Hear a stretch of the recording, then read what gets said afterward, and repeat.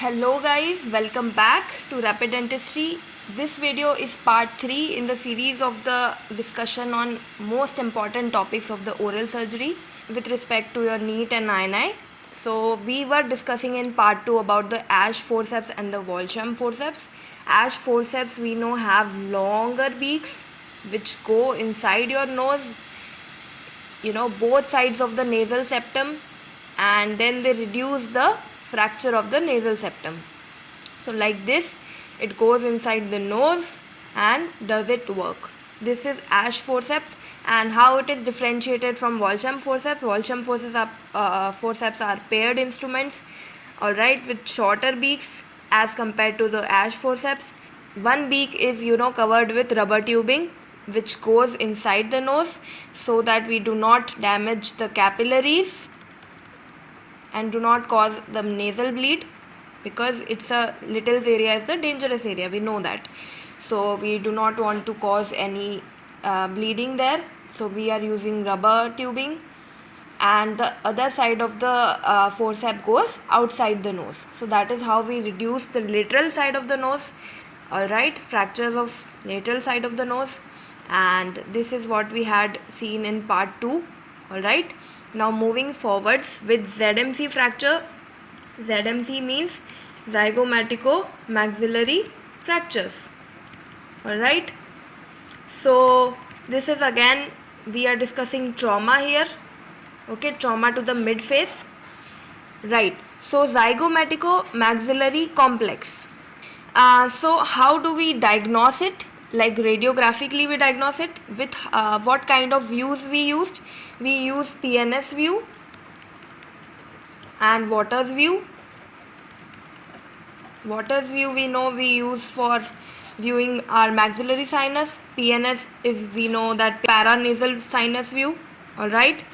So these views, then as you can appreciate, left side of the patient has continuity from zygoma to the zygomatic arch, while the right side of the patient has a fracture here, because the zygomatic arch has a certain area overlapping with the zygoma, alright. So that's how we diagnose the fracture, zygomatico-maxillary complex fracture. So this view.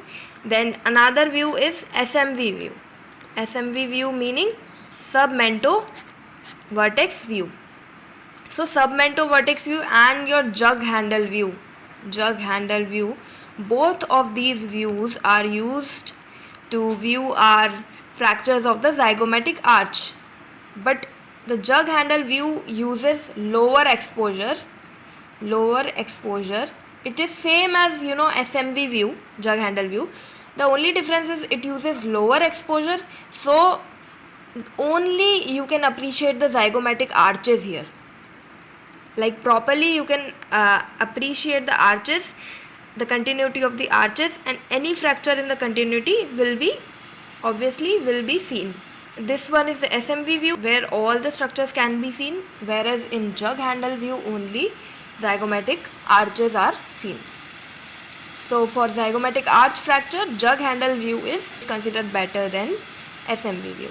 Okay, so this is about the radiographic interpretation of the ZMC fracture. Now we also need to see the ZMC fracture approaches. Okay, so what all approaches can be there? First is temporal approach, which is known as Gillies temporal approach. So it is given by Gillies. Okay, we also have intraoral approaches like Keen's intraoral approach as given by Keen's.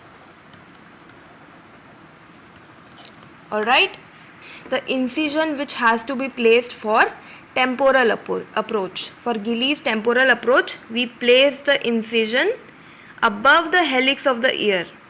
So this is the helix of the ear, then we are placing incision above the helix of the ear at 45-degree angle between the anterior and the posterior branch of superficial temporal artery.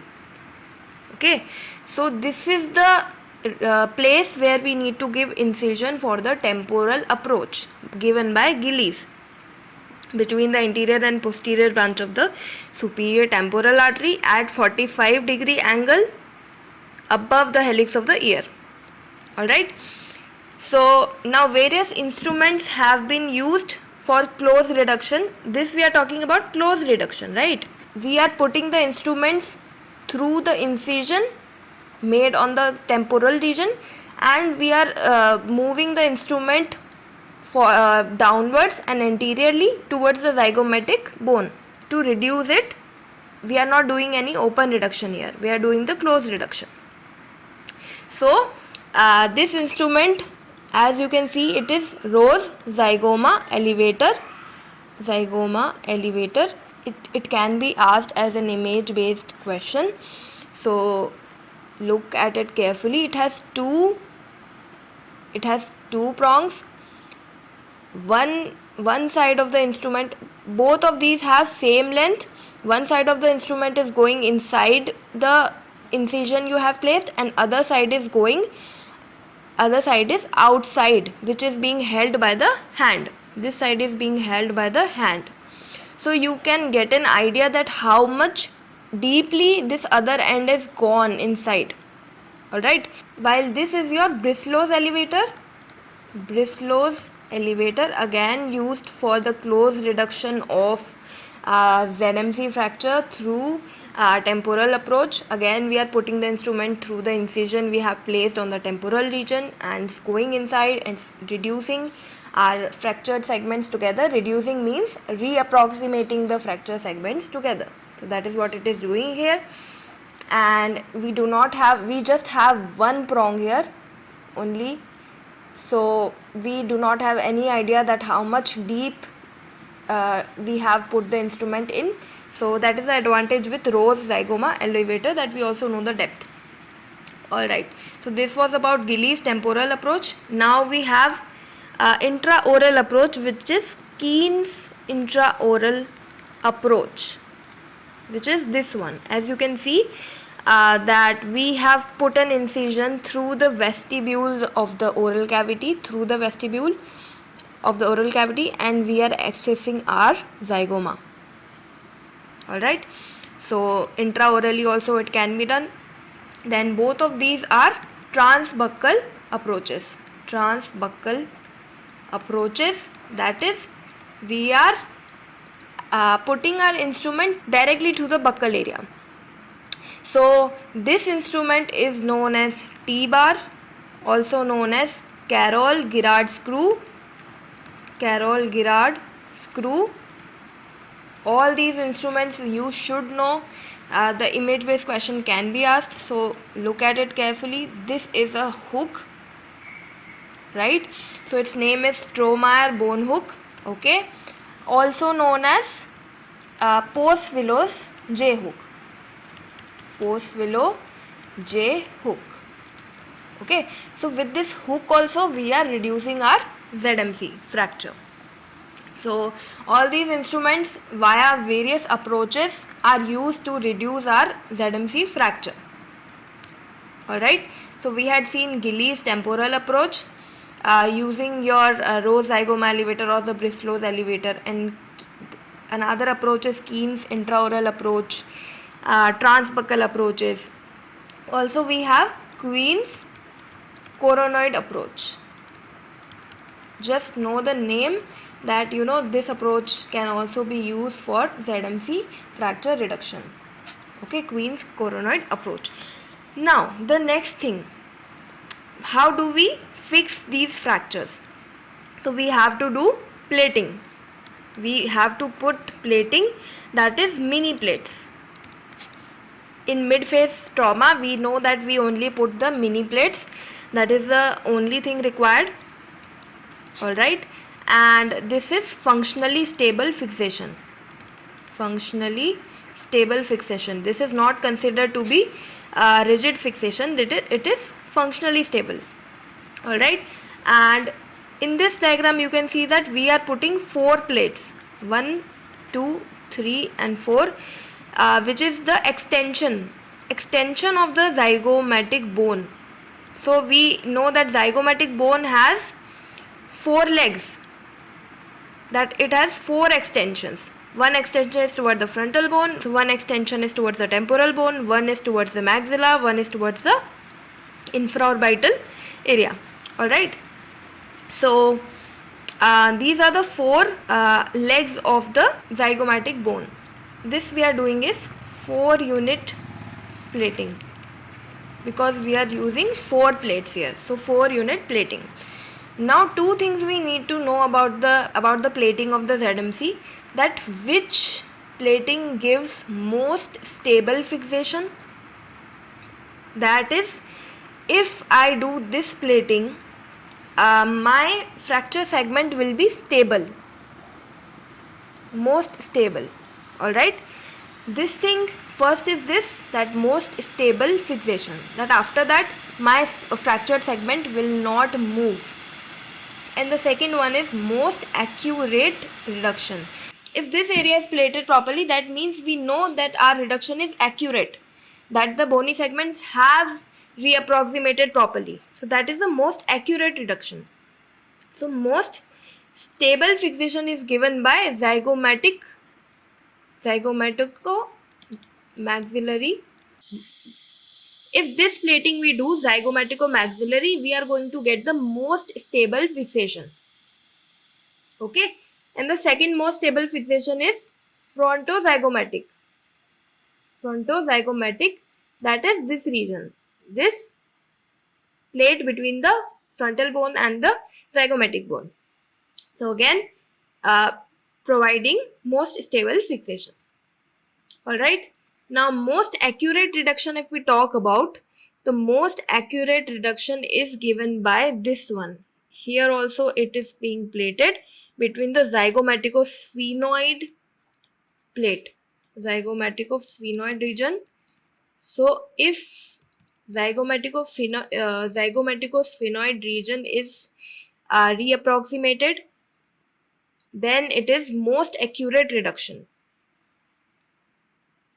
So if we put plates and you see that, you know, this sphenoid bone and the zygomatic bone, these fracture segments are reapproximated properly, these are reduced properly, that means we know that we are our reduction is accurate. Okay, then the second one is zygomatic arch. Zygomatic arch reduction. So here this plate will also show the most accurate reduction. So these things we need to know. And let's also see the third one, that is zygomaticosphenoid, while the zygomaticomaxillary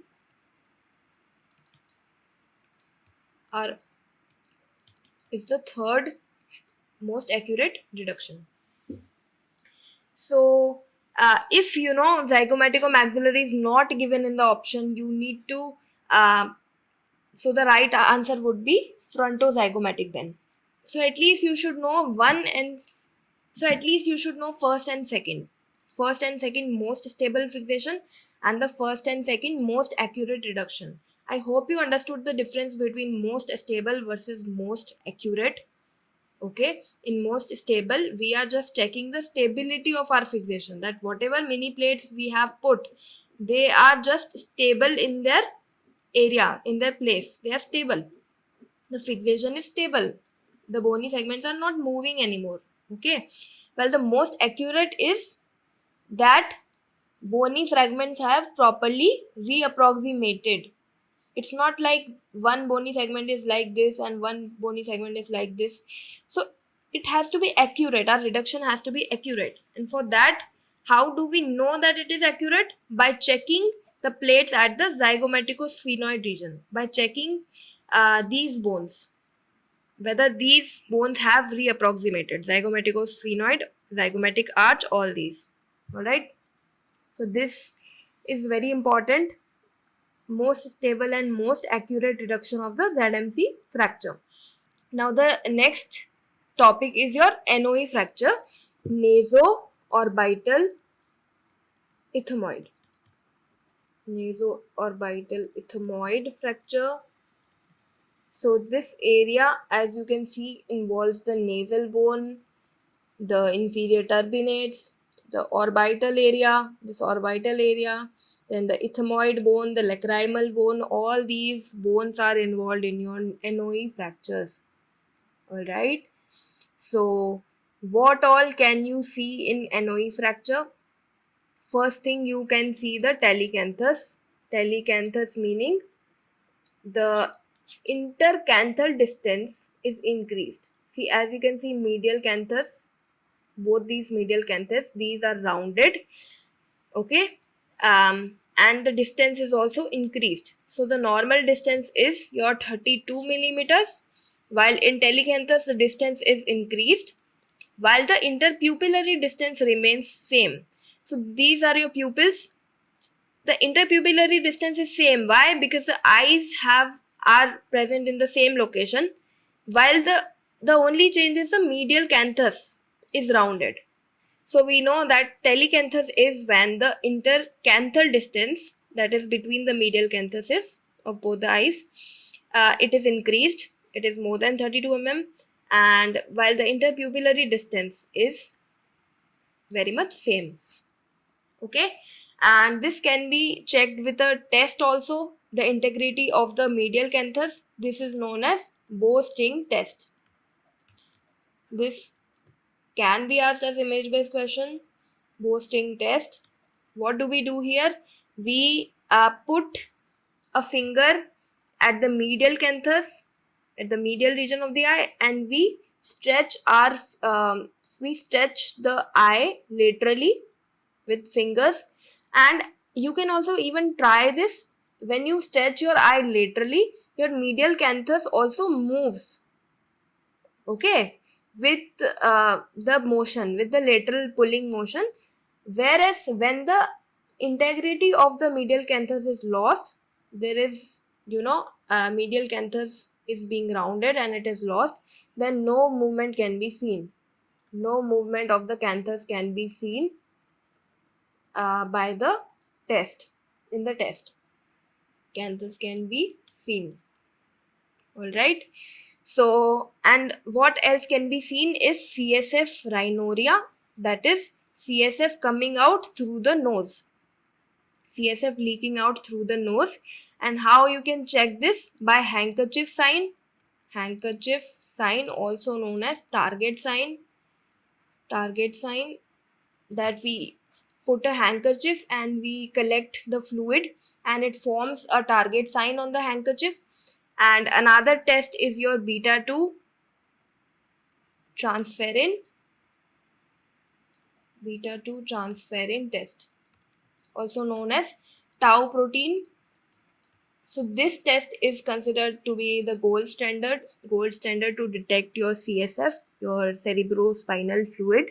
Why this is coming out, CSF is coming out? Because of involvement of the ethmoid plate. We know ethmoid plate is a part of anterior cranial fossa. So of course CSF leaks out and it comes out through the nose. Alright. So these are the two tests for CSF. And another clinical feature of NOE fracture is epiphora. Epiphora meaning watering of the eyes. Watering of eyes. So why watering of eyes is there? Because of the damage of nasolacrimal duct. Because the nasolacrimal duct is damaged. We know that we have a duct here which drains our tears. So in the nose, this duct drains our tears into the nose. But when this duct is damaged, what tears cannot drain out and it will cause watering of the eyes, known as epiphora. So all these are the features of your NOE fracture. And we also need to know the classification of NOE fracture, which is Markowitz and Manson classification. So it gives three classes: class 1, class 2, class 3. Markowitz and Manson said that class 1 means what? Means class 1 means there is one bony segment, okay, and your medial canthus is properly attached to this bony segment, so it is not displaced, okay. So medial canthus is at the right place, and This is type 1. Alright. Whereas type 2 is when there is a comminuted fracture. Comminuted fracture means multiple bony segments are present, but your medial canthus is attached to the largest bony segment. So it is still stable. The integrity is still stable. Right. So this is type 2. Then the type 3 is again comminuted fracture. Comminuted fracture, that is multiple bony segments again present, but your integrity of the medial canthus is lost. Your medial canthus is not attached to the bony segments anymore. There is telecanthus present. All right, this is type 3 of Markowitz and Manson. So this we must know. Now talking about the treatment, the plating, what do we do? The plating, how do we plate the NOE fracture? See, this comminuted fracture is reduced by putting a plate. So we do plating, and we give grafts. What kind of grafts are given? Most the graft which resembles your orbital bone is your calvarial graft. Calvarial graft, that is a bone of your calvarium. Okay, this most represents your bone of the orbit, your orbital floor. And another graft we can give is titanium mesh. Titanium mesh. So titanium mesh is considered superior to calvarium. Why? Because in calvarial graft we have to take the graft from the calvarium, that is the skull bone. That is, we have to create additional surgical site for calvarial graft. While so compared to this, titanium mesh is simply the mesh of titanium which we have to put inside the orbit, and our bone is reconstructed. So this we are talking about reconstruction of the NOE fractures. Then another thing you can observe here is, see, this wire which is coming from this area, it is moving through the nasal bone, and it is attached with a screw on the frontal bone. This technique is known as transnasal canthopexy. Transnasal canthopexy. So why we are doing this transnasal canthopexy? So that our medial canthus tendon, which is displaced from the medial area, we have to attach it again. So for that we are simply fixing wires through the medial tendon, and we are going transnasally, that is through the nasal area. So why we are going transnasally? Because of the direction. If we are not going transnasally and we are going directly like this, for example, we are going directly like this, our medial tendon will be like this. Our eye will go like this instead of being horizontal, right? So that is where we are going like this. We are going like this and then this, transnasally, and then on the frontal bone. So this is about the transnasal canthopexy. So when do we do transnasal canthopexy? In type 2 and type 3 Markowitz and Manson classification. Only in type 2 and type 3. Alright. Because the integrity is proper in type 1, so this is not required in type 1. So various approaches to ORIF, that is open reduction internal fixation of your NOE fracture. NOE fracture. So what all approaches are there? First is this. This is coronal approach. Coronal approach. This is A. Then B is your open sky approach. Open sky approach. C is gull wing, because it is like the wing of a bird. Okay, gull wing approach like this. This is open sky approach. This is coronal approach. D is butterfly approach, as the shape of the incision is like a butterfly.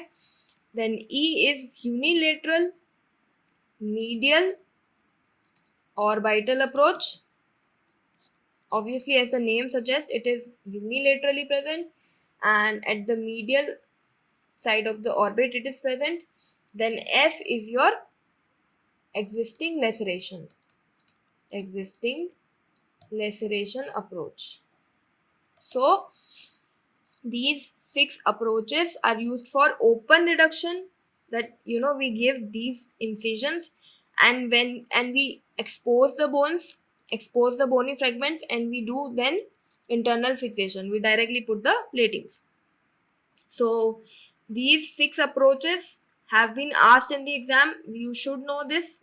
The best approach is considered to be the existing laceration, because we are not creating any further incisions, and this is an aesthetic area of the face, so we do not want any incisions, any further extra incisions. So existing laceration is the best.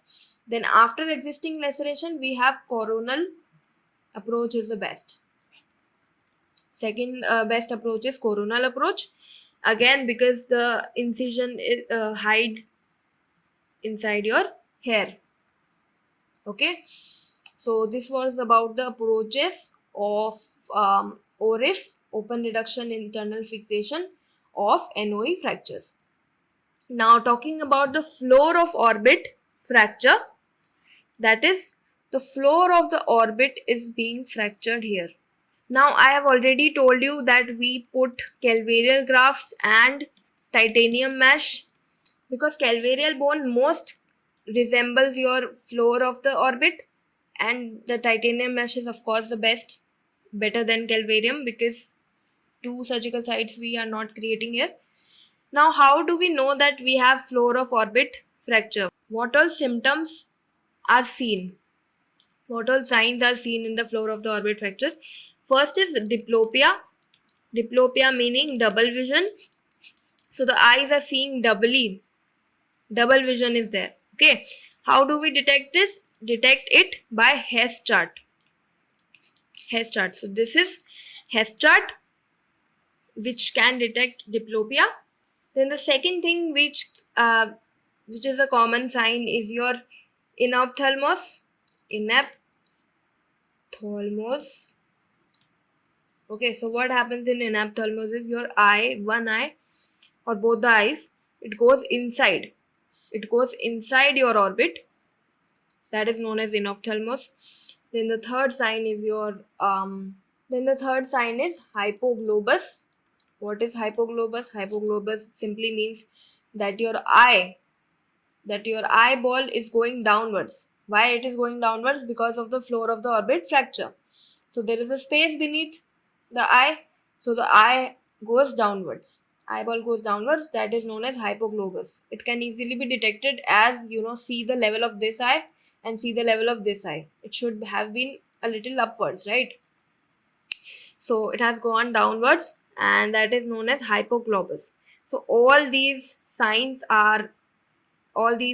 clinical features you can see in floor of orbit fracture. And what you need to test is gaze test. Gaze test meaning you have to tell the patient to move the eyeball in every direction, so that we can know whether there is any muscle entrapment present, any eyeball muscle is being entrapped in the fracture segment. So that for that we have to do gaze test. We also have a floor of orbit fracture known as trapdoor fracture. What is trapdoor fracture?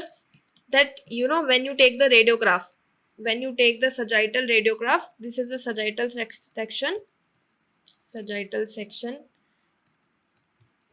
CT section.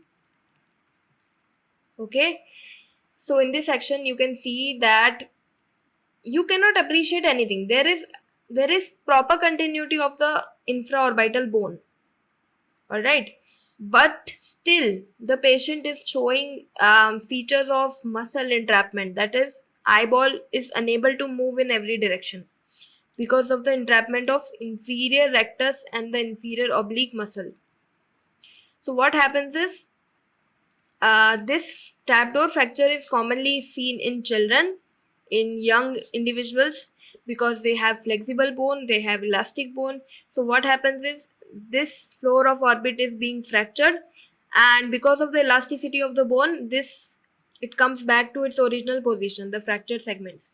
But when they are taking the original position, the muscle present in the inferior part of the orbit, it gets entrapped in the fracture segment. So we are unable to move the eye. For trapdoor fracture, how do we diagnose it? If the patient is conscious, we can tell the patient to move the eye in all the directions. If the eye is unable to move in any direction, that would indicate the muscle entrapment, and which we have to free. The only treatment required for trapdoor fracture is that we have to free the muscle entrapped inside the bony fragments. If we do not do it, the muscle gets necrosed and that movement of the eye is compromised, and we do not want that. So this thing, in conscious patient, we can spontaneously tell the patient to do eye movements. If the patient is unconscious, we can go for force duction test. As you can see in this image, force duction test, that we are using forceps to move the eyeball in various directions. Because the patient is unconscious, he cannot move it on his own. So we are forcing the eyeball in various directions to know whether any muscle is being entrapped. Because in CT scan, we are unable to see anything because the bony fragments are still in the right place, the bone is flexible, so no fixation, nothing is required here. Only we have to free the muscle which is entrapped. So that was about the trapdoor fracture, important. And then another thing, now the best incision we can put for your floor of the orbit fracture is your transconjunctival incision. Conjunctival incision. As you can see, this will hide inside your lower eyelid. Okay, this will hide inside the lower eyelid and it will not be seen on the face. So this is being preferred, transconjunctival incision. Whereas if we use infraorbital incision for assessing our floor of orbital fracture, to put our calvarial or titanium mesh reconstruction, if we are going for infraorbital incision, we face a complication known as ectropion, which simply means that the lower eyelid sags downwards, it sags. Okay, and this looks really very ugly, and we do not want this complication, ectropion. So we give sutures known as frost sutures. So immediately after surgery, after an incision, pull the lower eyelid upwards with the help of threads, and that is known as frost suture. So this will prevent your ectropion,